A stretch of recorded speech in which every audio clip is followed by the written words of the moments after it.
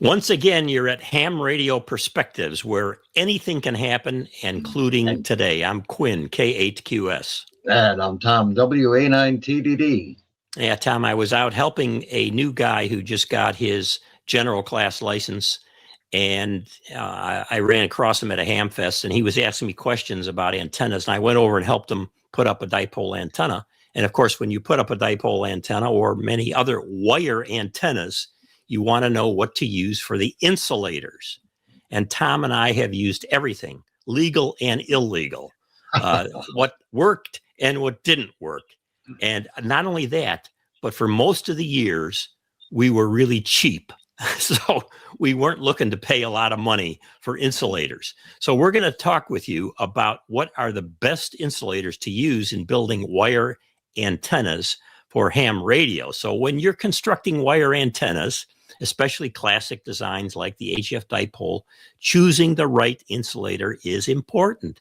The insulator's job is to prevent RF energy, which you're sending up to the antenna, from leaking from the antenna wire into the support ropes or trees, especially if it's wet out or it's been raining, which can alter your tuning and waste power. So let's do a rundown here of a breakdown of some of the best insulators for building wire antennas, ranging from traditional materials to modern do-it-yourself solutions.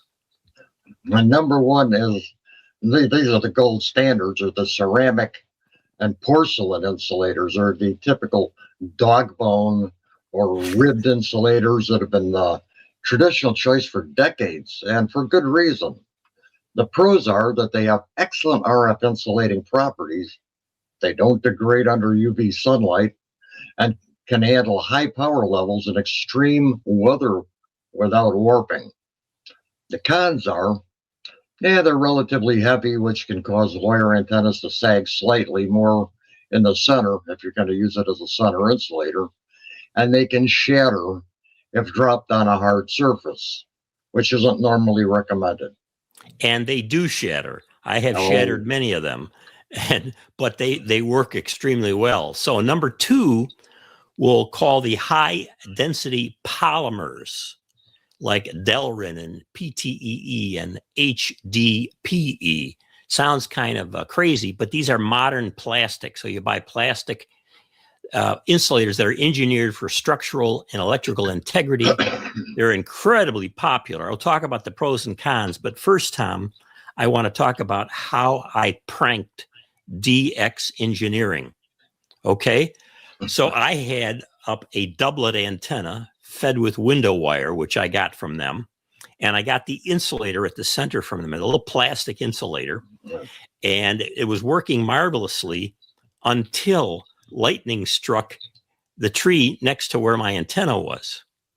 And that literally fried that center insulator that I was using. It melted it into a blob of black plastic. It was so funny. So I thought, well, what am I going to do about this? So I sent a note, a support note, official tech support note to DX Engineering. And I said, you said that this was rated for 1,500 watts. And I was using only 1,200 watts. And this is what happened. And I sent him the picture. And of course, he wrote right back. He said, I don't think that was caused by your power level. Ho, ho, ho. And of course, it wasn't. I just wanted to bring a little bit of fun to the hobby, Tom. All right. That's all I was trying to do. Okay. Oh, you were just trying to get another insulator for free. That was behind my thought. No, okay. They didn't go for it. Okay.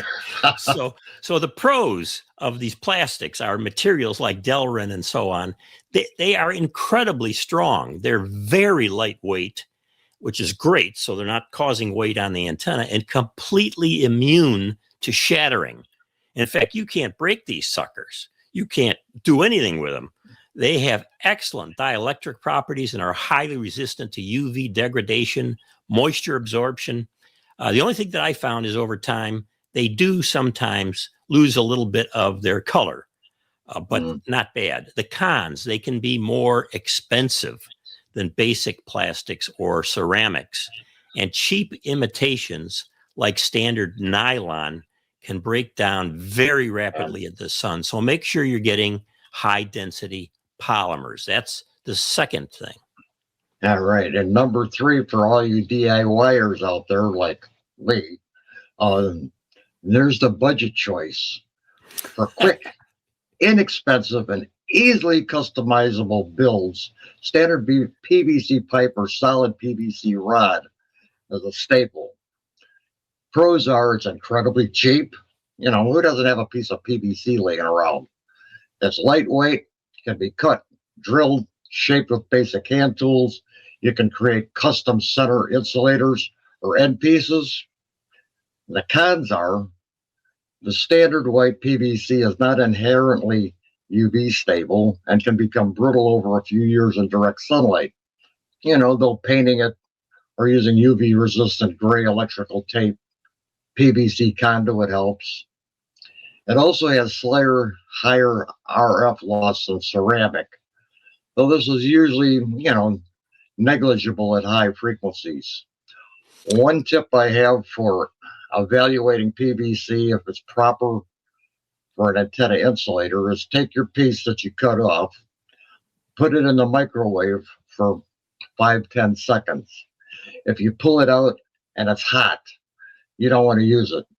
There's either some chemical or metal ingredient in there that's causing it to be conductive. Great point, Tom. I have used these many, many times. In fact, I would usually make 6 or 8 of them at a time, just cut a little 2-inch piece of PVC or whatever, put holes on both sides, try to put the holes in a little bit of an angle so the wire or the rope going through there would not have the the real sharp edge, if you want, to just down straight drilling, and have them around to test different antennas. But put them up quickly. It's super cheap, and it works well. Again, if you take Tom's point into account here. And then we have glass insulators. And Tom, you used to use these all the time, right? For 2 cents. Right, 2 cents. We used to pick up pop bottles on the open prairie lots in Chicago, smack off the neck about this much, and you've got a glass insulator. And it all it cost you was the 2-cent deposit on the bottle that you lost by not returning it to the store. Oh, man. I tell you, the things we did.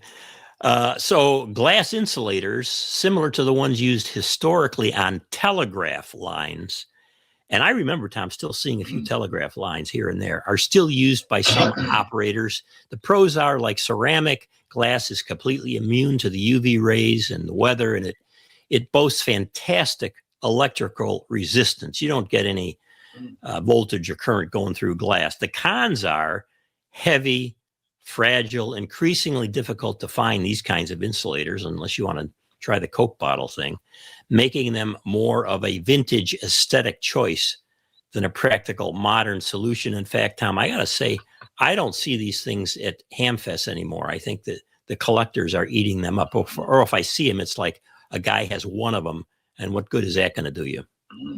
Right. I've got a box full of glass telephone line insulators, but they probably weigh about 1.5 pounds, 2 pounds a piece.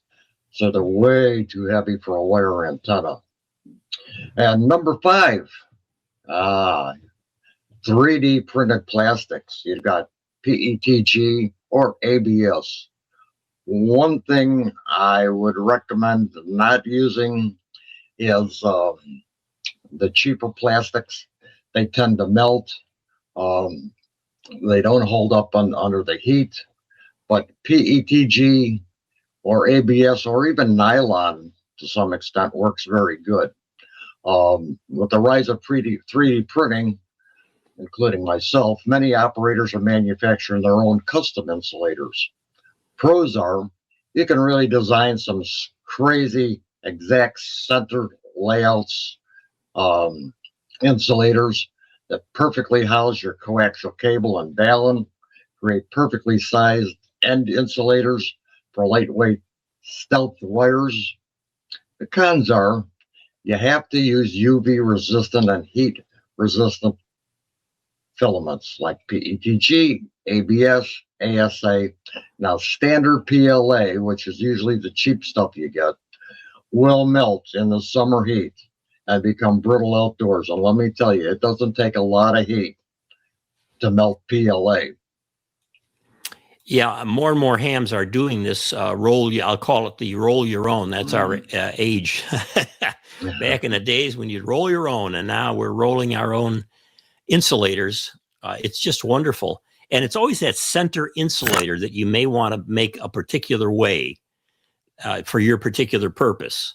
And so when I pranked DX Engineering, they have a great center insulator for using along with their 300 ohm window line. Just perfect. And so that's what I use with them. Now I could make my own on that if I had a 3D print setup like Tom does. So this has been Ham Radio Perspectives. If you like what we're doing here, give us a thumbs up and please comment down below, subscribe to the channel. We're trying to do some basic stuff here because we're getting a lot of responses from newer hams that want to know how things work. And so we thought we would emphasize some things like this with the insulators that are used. So if you're at a ham fest and you're going down the road there and you see some insulators, ask them what they're made of if you can't tell right away, just to protect yourself a little bit to make sure you're getting the good stuff. So this is Quin, K8QS. And I'm Tom, W89TDD. And we together are Ham Radio Perspectives. Perspectives, not always the truth, but doggone, we love perspectives. Yes, there you go. 73, everybody. Thanks for watching.